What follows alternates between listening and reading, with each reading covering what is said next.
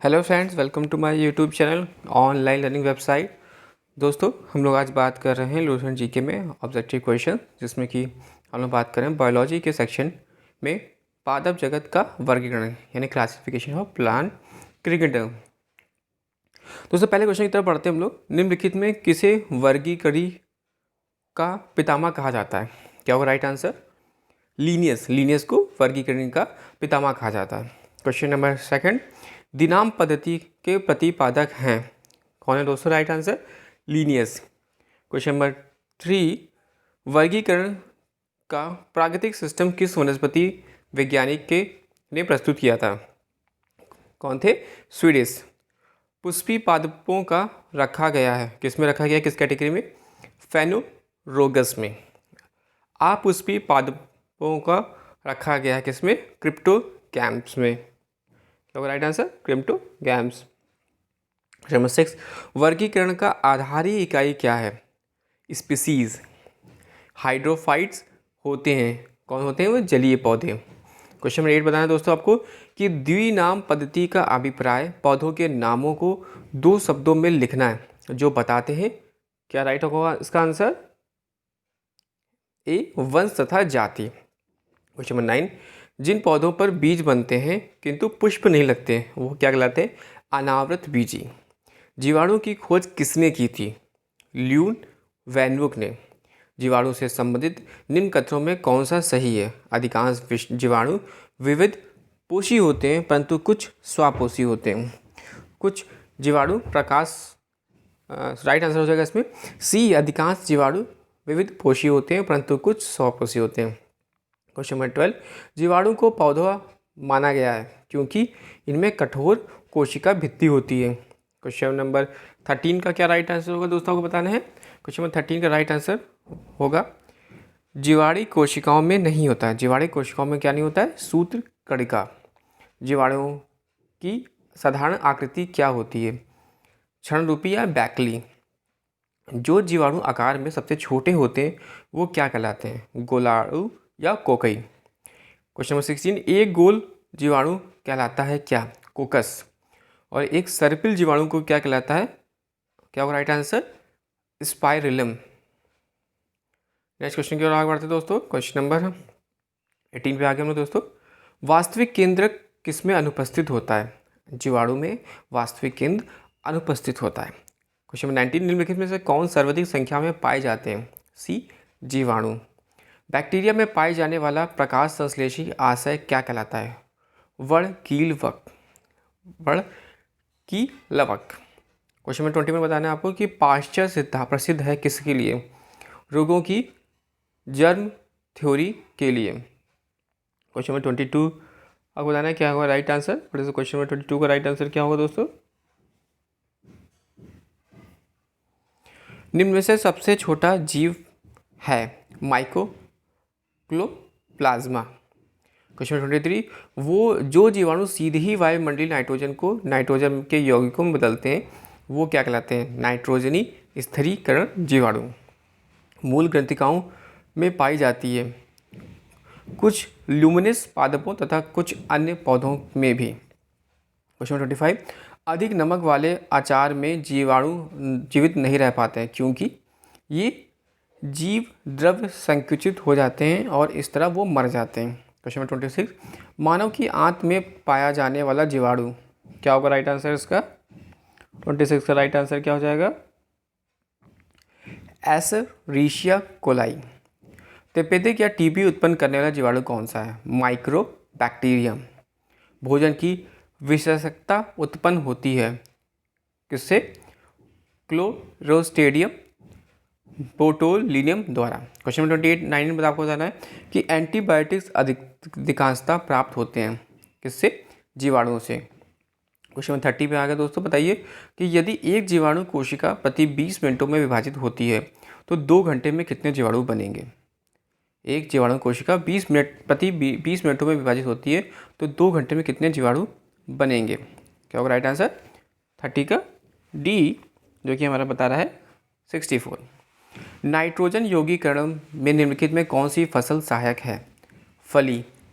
Nitrogen स्थिरीकरण में haemoglobin का कार्य क्या है? ऑक्सीजन का अवशोषण। क्वेश्चन नंबर 33, निम्नलिखित में कौन सा रोग बैक्टीरिया से होता है? बैक्टीरिया की जब हम लोग बात करते हैं तो तपेदिक रोग जो होता है वो बैक्टीरिया से होता है। क्वेश्चन नंबर 34, मृदा में धान की पैदावार बढ़ाने वाला मुक्तजीवी जीवाणु कौन सा है? एनाबीना जो है वो मुक्तजीवी जीवाणु है। प्रशीतन खाद्य परीक्षण में मदद करता है जैव रासायनिक अभिक्रिया की दर को कम करके। दही जमाने में निम्नलिखित में किस सूक्ष्म जीव का प्रयोग किया जाता है? क्या होगा? लैक्टोबैसिलस। क्वेश्चन नंबर 37, निम्नलिखित में से किसके द्वारा दूध खट्टा होता है? तो क्या होगा राइट आंसर? बैक्टीरिया। दूध के के रूप में जमने का कारण क्या है? लैक्टोबैसिलस। क्वेश्चन नंबर 39, आपको बताना है कि निम्न में से कौन सा सहजीवी नाइट्रोजन यौगीकरण जीवाणु है? तो क्या होगा राइट आंसर इसका? राइजोबियम। सर्वप्रथम विषाणु की खोज किसने की थी? क्या होगा राइट आंसर दोस्तों इसका? सर्वप्रथम बताना आपको विषाणु की खोज किसने की थी? तो इवानोव्स्की ने जो है सर्वप्रथम इस जीवाणु की खोज की थी। विषाणु माने जाते हैं सजीव और निर्जीव के बीच एक ट्रांजिशनल रूप में। क्वेश्चन नंबर 42, निम्नलिखित में से किसमें एंजाइम नहीं होते हैं? विषाणु में एंजाइम नहीं होते। TMV शब्द संबंधित है किससे? विषाणुओं से। हाइड्रोफीबिया रोग उत्पन्न होते हैं किससे होता है? विषाणु से। कुत्ते के काटने से जिस विषाणु के द्वारा घात रोग उत्पन्न होता है वो क्या कहलाता है? हाइड्रोफोबिया। चेचक के टीके का विकास किसने किया था? एडवर्ड जेनर ने। क्वेश्चन नंबर 47 में आपको बताना है कि एडवर्ड जेनर ने खोज की थी चेचक का टीका। विषाणु वृद्धि करता है जीवित कोशिका में। क्वेश्चन 49 में बताया आपको कि विषाणु निर्जीव माने जाते हैं क्योंकि ये क्रिस्टलाइज हो सकते हैं। क्वेश्चन नंबर 50, एंजाइम अनुपस्थित होते हैं किसमें? विषाणुओं में। एड्स का कारण क्या है? T4, आपको याद रखना है एड्स का कारण T4 लिम्फोसाइट्स की कमी। नेक्स्ट क्वेश्चन की ओर हम बढ़ते हैं दोस्तों आगे। क्वेश्चन नंबर 52,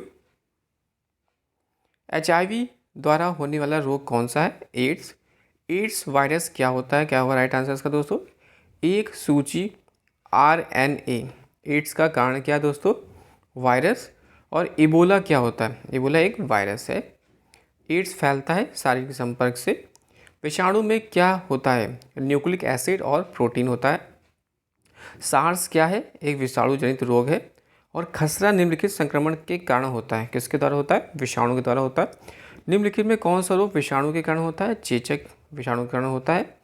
जंतुओं में होने वाला फूट एंड माउथ रोग किसके कारण उत्पन्न होता है? विषाणु के द्वारा होता है। आलू में मौजिक रोग का कारण तत्व कौन सा है? विषाणु है। शैवाल विज्ञान या एल्गोलॉजी किसका अध्ययन करते हैं? शैवालों का। शैवालों की कोशिका भित्ति किसकी बनी होती है? सेल्यूलोज की बनी होती है। किसकी बनी होती है? शैवालों की सेल्यूलोज की। हाइड्रा की सार्वजनिक कोशिकाओं में कौन सी सहजीवी शैवाल मिलता है? क्या होगा राइट आंसर? यूक्रेला। सरगासो समुद्र का नाम पड़ा था शैवालों के कारण। क्वेश्चन नंबर 67, गलगंड रोग से बचा सकता है और कुछ समुद्री खरपतवार खाने में इसका इलाज होता है क्योंकि इसमें प्रचुर मात्रा में होता है आयोडीन। नेक्स्ट क्वेश्चन नंबर 60 बताना है किस शैवाल में आयोडीन की प्राप्ति होती है? तो लेमिनोरिया। कैल्प प्राप्त होता है समुद्री शैवालों से। क्वेश्चन नंबर 70, निम्नलिखित में कौन सा स्वापोषित शैवाल है? स्वापोषित है तो क्या होगा राइट आंसर? शैवाल। क्वेश्चन 71 पे आते हैं। तो क्वेश्चन नंबर 71 कह रहा है कि निम्नलिखित में से कौन सा एक जीव चावल की फसल के लिए जैव उर्वरक का कार्य करता है? नीलहरित शैवाल। क्वेश्चन नंबर 72, अंतरिक्ष कार्यक्रम में ऑक्सीजन की आपूर्ति को नियंत्रित करने के लिए प्रयुक्त किए जाने वाले एक कोशिकीय शैवाल का नाम क्या है? क्लोरेला। लाल सागर में का रंग लाल किसकी उपस्थिति के कारण होता है? शैवालों के कारण। एगार किससे तैयार होता है? शैवाल से। 75 बताना है वनस्पति जगत के गैर हरित विषम पोषित पौधे कौन से होते हैं? तो फंजाई होते हैं। क्वेश्चन 76, कवकों का कोशिकीय भित्ति किसकी बनी होती है? तो राइट आंसर होगा काइटिन व हेमीसेल्यूलोज की। क्वेश्चन 77, कवकों द्वारा रिजर्व भोज्य पदार्थ किस रूप में संचित होते हैं? तो क्या होगा राइट आंसर? ग्लाइकोजेन के रूप में। क्वेश्चन 78, सभी कवक सदैव होते हैं विविध पोषी। माइकोराइजा सहजीवी संबंध होता है किसका? कवकों तथा उच्च पौधों के जड़ों के बीच का। क्वेश्चन 80, वृक्षों की छालों पर उगने वाले कवक क्या कहलाते हैं? कॉर्टिकोलस। गोबर पर उगने वाले कवक कहलाते हैं, क्या होगा राइट आंसर? क्रोपोफिलिस। निम्नलिखित में किसमें क्लोरोफिल नहीं होता है? कवक में क्लोरोफिल नहीं पाया जाता है। आलू का लेट ब्लाइट उत्पन्न होता है किसके थ्रू? फाइटोथोरिया इन्फेक्ट्स द्वारा। डबल रोटी के निर्माण में काम आने वाला कवक कौन है? सैक्रोमाइसिस सेरेबसी। पेनिसिलियम क्या है? कवक है। पेनिसिलिन की खोज किसने की थी? अलेक्जेंडर फ्लेमिंग ने। क्वेश्चन 87, ऑर्किड किसके से प्राप्त होता है? क्या होगा राइट आंसर? कैल्विसिस। औद्योगिक स्तर पर पेनिसिलिन प्राप्त किसके किया जाता है? पेनिसिलियम क्राइनोजम से। क्वेश्चन 89, जब गेहूं के गुंदे हुए आटे में ईस्ट कोशिकाएं मिलाई जाती हैं तो डबल रोटी कोमल और छिद्रयुक्त हो जाती है क्योंकि कार्बन डाइऑक्साइड के उत्पादन पर रोटी को स्पंजी बना देता है। नेक्स्ट क्वेश्चन पे हम लोग आते हैं। क्वेश्चन नंबर हम लोग आ रहे हैं दोस्तों 90 पर। आपको बताना है कि ईस्ट में काई जनक होता है किसके द्वारा?